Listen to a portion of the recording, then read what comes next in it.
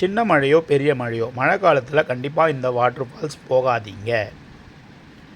ஏன் போகக்கூடாதுன்றதை அந்த வீடியோ ஃபுல்லாக பார்த்தா உங்களுக்கே தெரிஞ்சிடும். நம்ம ஒரு வாட்டர் ஃபால்ஸ் தாங்க போய்கிட்டு இருக்கோம். அந்த வாட்டர் ஃபால்ஸ் வந்து ப்ரைவேட் வாட்டர் ஃபால்ஸு. இப்போது லைட்டாக தூரல் தாங்க போட்டுக்கிட்டு இருக்கு. இதுலேயே இந்த அட்டைன்னு சொல்கிற அட்டைப்பூச்சிலாம் வந்து இந்த இடத்துல நிறையா இருக்குது. இந்த வாட்டர் ஃபால்ஸ் வரவங்க பார்த்து தான் வரணும்.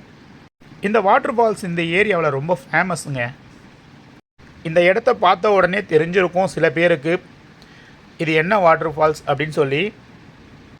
எஸ், ஆமாங்க, கண்டுபிடிச்சிங்கன்னா நான் சொல்கிற பேர் கரெக்டாக கண்டுபிடிச்சிங்களான்னு செக் பண்ணிக்கோங்க. நம்ம கோத்தகிரி பக்கத்தில் இருக்கிற கேத்தரின் வாட்டர் ஃபால்ஸ் தாங்க இது. இந்த வாட்டர் ஃபால்ஸ் ப்ரைவேட் ஏரியாவில் தாங்க இருக்குது. ப்ரைவேட் நிலத்தை எல்லாத்தையும் தாண்டி போனால் தான் இந்த வாட்டர் ஃபால்ஸ் அடைய முடியும். மழை காலத்தில் இந்த அட்டைப்பூச்சி அப்படின்னு சொல்லுவாங்கள்ல, இது வந்து இங்கே நிறையா இருக்குங்க.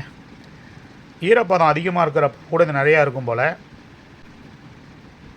நம்ம கொஞ்சம் வழியே பார்த்திங்கன்னா ஈரத்தில் கொஞ்சம் வழுக்குதுங்க கால்லாம். உள்ளே வந்தால் இந்த மாதிரி டீ எஸ்டேட் வியூ வேறு மாதிரி இருந்துச்சுங்க. முன்னாடி பாருங்கள், அது இறங்கி போகிறாங்கல்ல, அங்கே தான் நம்மளும் இறங்கி போகணும். வரவங்கெல்லாம் குளிச்சுட்டு வராங்கங்க.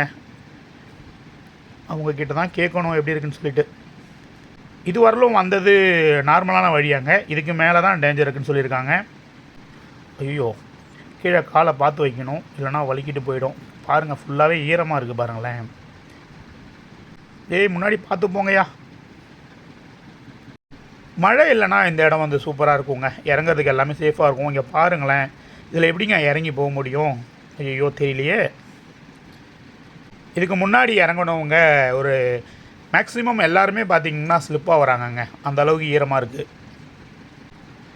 அது முன்னாடி பாருங்கங்க, நம்ம பசங்க போகிறானுங்க.